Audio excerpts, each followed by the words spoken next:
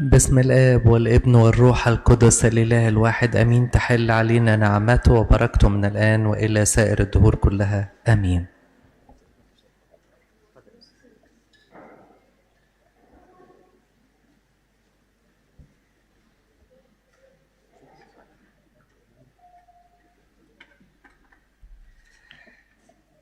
أيها الإخوة والأخوات الأحباء،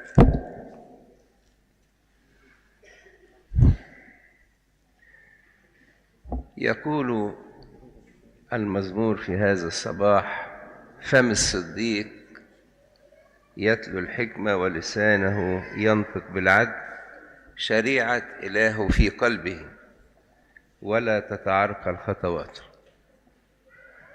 نحن نحتفل في هذا اليوم بالذكرى 35 لانطلاق روح أبينا البار لسان العطر قيصارة السماء، أبينا البار مثلث الرحمات نيافة الأنبا يؤنس أسقف هذه الإبارشية.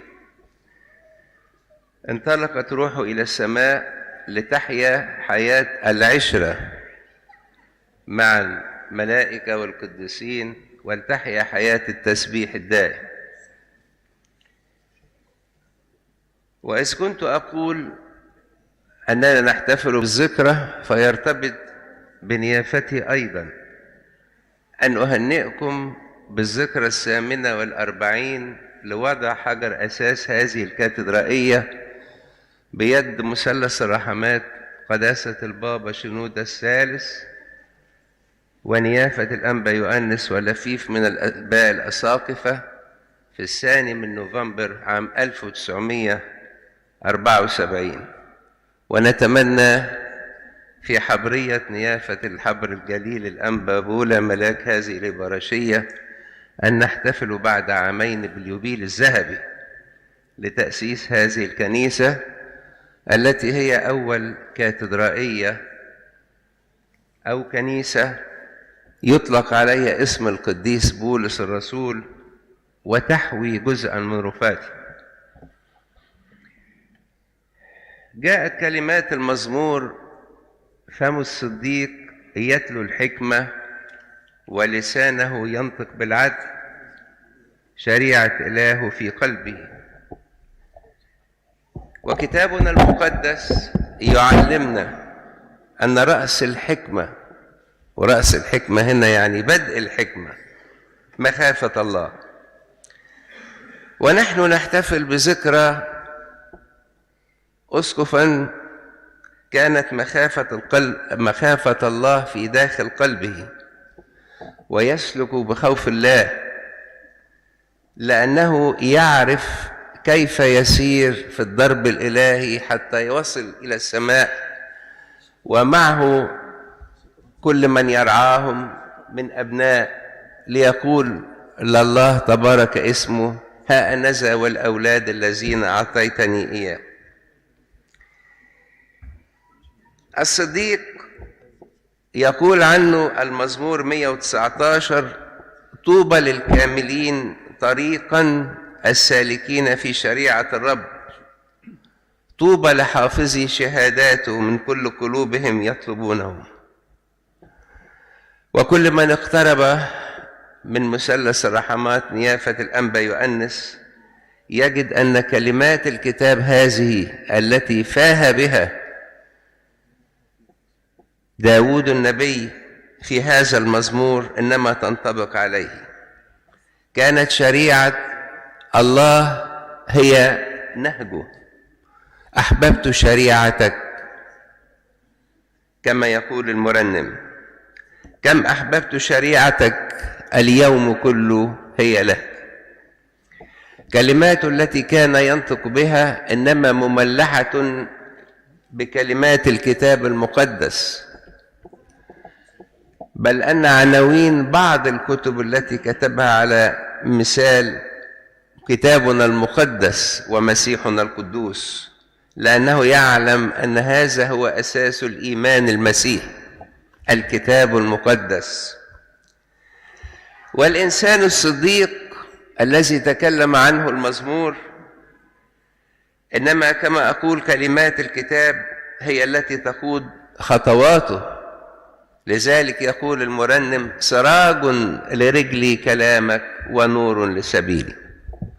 كيف أعرف طريقي وكيف أعرف الطريق لكيما أصل إلى السماء؟ إنما عن طريق هذا الكتاب. إذا كان لكل دولة دستورا فهذا هو دستور إيماننا الذي نسلك به، وليس لكيما يكون قطعة ديكور في البيوت. هذا هو الأساس للإيمان، وهذا هو الأساس الذي سوف نحاسب أمام الله حسب ما جاء فيه. من هو الصديق؟ وهنا أركز للحديث عن نيافة الأنبا يؤنس صاحب هذه الذكرى. الصديق هو من له عشرة عميقة مع الله لسنوات طويلة. الصديق هو الذي يتكلم بالحق. كلمة صديق يأتي منها صديق، والصديق يجب أن يتكلم بالحق معك. يقول أشعياء النبي في العهد القديم: كيف باتت القرية الأمينة أي أورشليم زانية بعد أن كان الحق يبيت فيها. يتكلم عن أورشليم بعد أن كان الله قد اختار أورشليم موضعا لسكناه في الهيكل، ولكن اليهود اتجهوا للعبادة الوثنية. كيف باتت القرية الأمينة زانية تميل لعبادات أخرى، ونحن نكون مثلها حينما نبتعد عن الله بعد أن كان الحق، بعد أن كان الصدق يبيت فيها. لأن السيد المسيح يقول: أنا هو الطريق والحق والحياة. الصديق هو الذي يعرف الحق، هو الذي يعرف الله. ونقرأ في كلمات الكتاب آية تنطبق على أبينا نيافة الأنبا يؤنس، وأنا بأسترجع الذكريات أن هذا المزمور كان في يوم النياحة. يقول: الصديق كالنخلة يزهو لأنه يلهج في طريق الله نهارا وليلا. يزهو. كان هذا اليوم 4 من نوفمبر هو اليوم الذي كان زهوا فيه بأن انطلقت روحه لكي ما تصل إلى مستقرها الأخير. نيافة الأنبا يؤنس كصديق كان له فكر المسيح، ينظر إلى السماء كالمستقر الأخير الذي نرنو جميعا لكي ما نصل إليه. ولهذا قال عبارة ذهبية: إننا ونحن على الأرض إنما نبني مسكننا الذي سوف يكون لنا في السماء، نبنيه بأعمالنا وبحديثنا وبجهادنا. طبعا لأن كل كلمة سوف يعطي الإنسان عنها حساب. أنا بحط الرصيد في البنك بيقول لي رصيدك كذا، وحينما تكون أعمالنا وأقوالنا وجهادنا يسبقنا إلى السماء فنحن نعد المسكن الذي سوف يكون لنا في السماء. كان يعلم هذا لأنه كان إنسان الله، وأحب هذا العنوان لكي ما يكون لسلسلة، لكن لم يسعه الوقت أن يتكلم عنه أكثر من عزم. يقول الرسول: وأما أنت يا إنسان الله. يا سلام، عبارة يلقب بها كل إنسان مسيحي، هو إنسان الله. بيتقال عني أني مصري وبأفتخر بمصريتي، إنما أيضا أفتخر أنني إنسان الله مسيحي. كان أنبا يؤنس سفيرا للمسيح. يقول معلمنا بولس الرسول الذي أحبه نيافة الأنبا يؤنس: إذا نسعى كسفراء عن المسيح كأن الله يعز بنا، ليس بمكالمتنا ولكن بحياتنا، لكي ما يرى الناس أعمالنا الصالحة فيمجدوا أبانا الذي في السماوات. إذا نسعى كسفراء عن الله كأن الله يعز بنا، نطلب عن المسيح تصالحوا مع الله في رسالته الثانية إلى أهل كورنثوس. إن كنت قلت أن الصديق يقول سراج لرجلي كلامك ونور لسبيلي، فالصديق أيضا يقول أحبك يا رب يا قوتي. وهذا ما كنت أعاينه عن قرب في نيافة الأنبا يؤنس. كان يعلم أن الله هو الذي يسنده في الخدمة، وكان يعلم أن الله هو الذي يعطيه القوة. وكنت أتعجب حينما نصلي القداس وأسمع في الجزء الأخير من القداس حينما يتكلم القدسات للقديسين ويرتفع صوته، وبعد ذلك يبتدي يحط الحباية تحت لسانه عشان آلام القلب. إنما كان يشعر أن الله هو قوته، وهو الذي يعطيه القوة أثناء الصلاة، لأن الفكر منشغل بالله. الصديق هو الذي يرى عمل الله في خليقته، يرى السماوات تحدث بمجد الله والفلك يخبر بعمل يديه. الصديق هو الذي يرى ناموس الله، أي كلماته في هذا الكتاب المقدس. ناموس الرب كامل يرد النفوس، شهادة الرب صادقة ومستقيمة تفرح القلب، تصير الجاهل حكيما. كان نيافته سفيرا للسماء، وقال في كتاب السماء إن السماء هي هدف جميع البشر، إليها تهفو قلوبهم تشتاق، وعليها تنعقد آمالهم، يجاهدون لأجل الوصول إليها والتمتع بها. مجرد تذكار أمجادها، أي أمجاد السماء وما ينتظر القديسين فيها، إنما يعطي للمجاهدين دفعة روحية للأمام. يا سلام، هذه كلمات من ذهب. ويقول أيضا إن حياتنا كلها من ألفها إلى يائها مرتبطة بالسماء، الآن وما بعد الآن وإلى الأبد، هي مرتبطة بالسماء الآن ونحن في الجسد، ومرتبطة بالسماء بعد أن نخلع الجسد، مرتبطة في هذا العالم بالسماء وفي الأبدية بالسماء. ما أجمل الإنسان الذي يحيا على الأرض وأفكاره كلها في السماء. وحقا ما قالوا إننا ونحن على الأرض إنما نبني مسكننا الذي سوف يكون لنا في السماء. والصديق وكلكم مدعوين لكي ما تحيوا هذه الحياة. هذه كلمات الكتاب. الصديق يتمتع بالأبوة الحانية.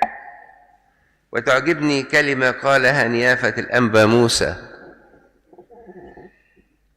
كان نيافتي أي نيافة الأنبا يؤنس نموذجا نادرا للأبوة الحقيقية التي تحنو على أولادها في عطاء صادق حتى النخاع، بل حتى الدم. محبة حانية لا توصف. ولذلك يقول نيافتي عن المحبة: حينما نتحدث عن المحبة فإننا نتحدث عن أعظم الوصايا الإلهية، بل الكل مجموع في واحد. نتحدث عما هو شهي إلى قلب الله الذي هو المحبة ذاته. الله محبة. تميز نيافته بقلب مليء بالمحبة، بمشاعر الأبوة تجاه أبنائه، ليس فقط أبنائه في هذه الإبراشية التي نحبها كأسقف لها، ولكن ظل مرتبطا بكل أبنائه الذين خدمهم حينما كان خادما علمانيا أو راهبا. منذ أيام معدودة التقيت مع أحد الآباء الكهنة الذي يدرس معنا في الكلية الإكليريكية، وكان تلميذا حينما كان نيافته مشرفا روحيا، أبونا تدرس من سوهاج. قال لي: أنت لا تعرف الأنبا يؤنس. حينما كان أبونا شنودة كنا نتمتع بأبوة افتقدناها الآن. أنت لا تعرف ماذا كان يعمل معنا. هو مشرف روح، ولكن يمر على الحجرات لكي ما يطمئن أن الجميع مستريح. لو شايف واحد مش ضغطيه يغطيه، حد محتاج علاج، قال لي نشعر أن هو الأب الذي يحنو علينا.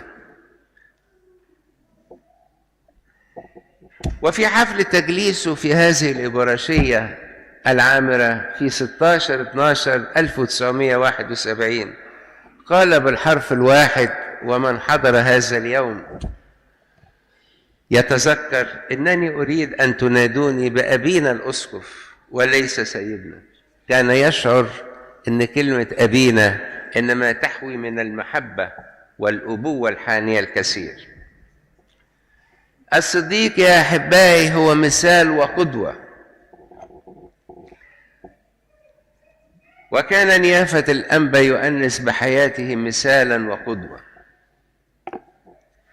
كتب إن المسيحية كرسالة تبشيرية انتشرت بالقدوة أكثر منها بالوعظ والتعليم.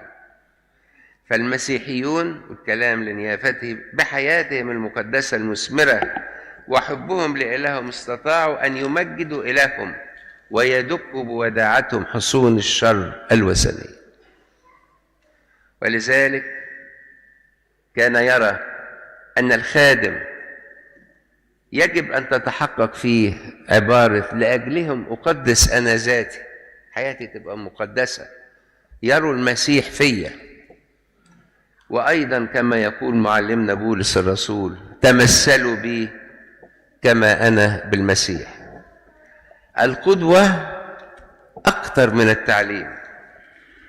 السيد المسيح يقول: ليرى الناس أعمالكم الحسنة فيمجدوا أباكم الذي هو في السماوات. والصديق، لكي لا أطيل عليكم، يتحلى بالفضيلة، يلتحف بالفضيلة. لم يكن نيافة الأنبا يؤنس كاتبا لبستان الروح فقط التي فصوله تعد مرجعا أصيلا روحيا أرثوذكسيا فيما يعرض له من موضوعات، ولكن هدفه كان أن يكتب عن الفضيلة كيف يمكن للإنسان أن يعلنها ويعلمها. ولذلك رأى الجميع فيه الفضيلة المعاشة. ما كانتش الفصول اللي موجودة في بستان الروح مجرد كلمات وأقوال آباء، لكنها كانت حياة. إذا تكلم عن المحبة يرون المحبة، وإذا تكلم عن الوداعة يرون الوداعة، وإذا تكلم عن الاتضاع يرون فيه كلمات المسيح: تعلموا مني لأني وديع ومتواضع القلب فتجدوا راحة لنفوسكم. عاش الفضيلة مؤمنا أنها ثمرة الإيمان الحقيقي، بل والدليل العملي على هذا الإيمان.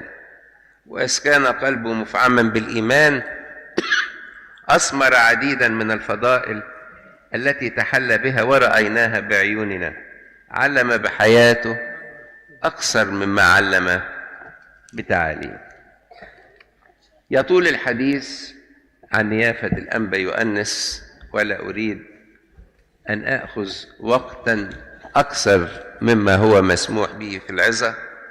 ولكن قبل أن أختم هذه العظة وفي هذه الذكرى الطيبة، أحيي إنسانا يحب الأنبا يؤنس جدا.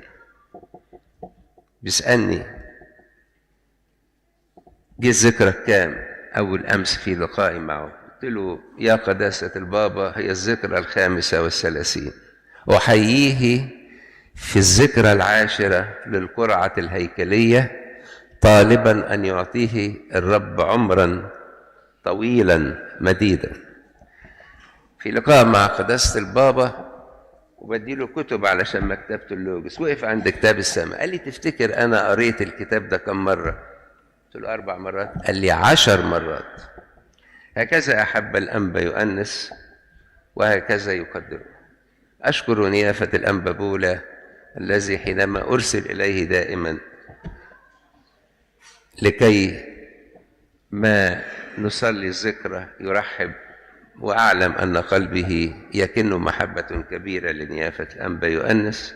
أشكر قدس أبونا يؤنس الحبيب، وقدس أبونا يسطس الحبيب، قدس أبونا إيليا، وقدس أبونا كيرلس الذين أحببتهم منذ أن رأيتهم. نحن في هذه الذكرى نتذكر أبا وأسقفا وخادما أمينا، ننظر إلى حياتي لكيما نتعلم منها ونفرح لأننا كسبنا شفيعا لنا في السماء، شفيعا خصوصيا لهذه الإبراشية. فليتبارك اسم الرب، ولإلهنا المجد الدائم من الآن وإلى الأبد آمين.